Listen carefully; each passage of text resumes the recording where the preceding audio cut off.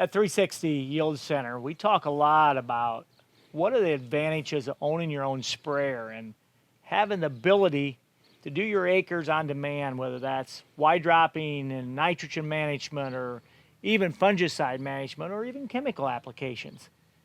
And there's always a question that comes to us from good growers saying, can I really afford to own my own self-propelled sprayer? And so I'm tickled to have Jamie here beside me, and Jamie's just going to go through some common sense numbers. And it's pretty exciting when you see the opportunity as farmers that we have when we start looking at owning our own sprayer equipment.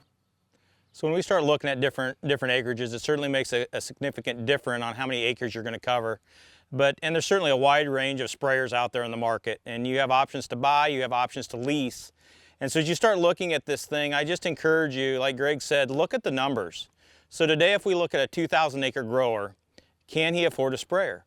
And so if we look at a situation to where typically, for the most part today, growers are having 2 passes of herbicide, a pre and a post, to be able to just add that crop protection. And when we thought about sprayers for many years, it was all about crop protection. It was about saving yield from a pest or a weed that basically was very inefficient, would pull water and nutrients away from what we were trying to accomplish in the grain and produce yield. So if you look at a 2,000 acre grower, today there's many sprayers out there, but if you look at like a used 4730 sprayer or a Rogator sprayer that's maybe 10 or so years old, it's very easy to get in that sprayer for $130,000 to $175,000. And if you start looking at whether that's a payment, a lease payment, or just a payment, it's not impossible to get that lease payment to around $33,000 to $35,000 a year.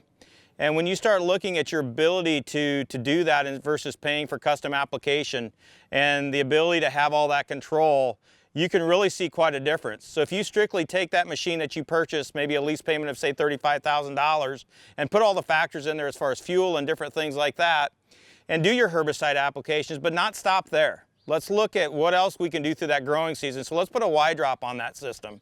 And when we start looking at wide dropping corn, there's multiple things going on. Number one, there's a chance that we can reduce our nitrogen costs. There's a chance we can reduce our nitrogen costs and increase our bushels per acre. There's a lot of different ways to come about that. And what we're seeing today is very easily 12 bushel per acre. And the machines that you're seeing here beside me have a tremendous amount of technology in them. We're not done with just applying nitrogen as a machine. We can now deliver prescriptions. And as we deliver prescriptions, we can start seeing that 12 bushel turn into 16 to 18, even much higher. So if we look at just the bare bones of a 12 bushel increase, we're looking at roughly about $58,000 that we can generate in more revenue. And then you start looking at the possibility of, can I do some undercover work in corn? And what we're seeing is about a 6 bushel advantage of undercover, especially where we see high disease pressure. Certainly in a year like 2018, we're suspecting high disease pressure. You start looking at soybeans. Fungicide in soybeans is probably one of those things where growers in many cases are overlooking. Soybeans, are the germplasm that we have today, the genetics that we have today are very favorable to plant health. And so when you start looking at that versus paying an ag retailer $32,000 and kind of losing that control, you have a great opportunity to be able to make that investment and be able to put roughly about $75,000 in your pocket.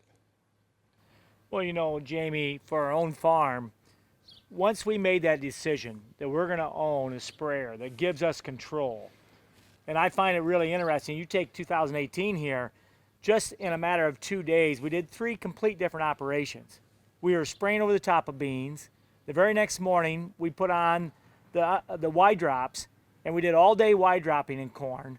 Changed it over that evening for the next day to go in and do undercover, and we turned them upside down the bottom of the riser because we had some weed pressure in seed field.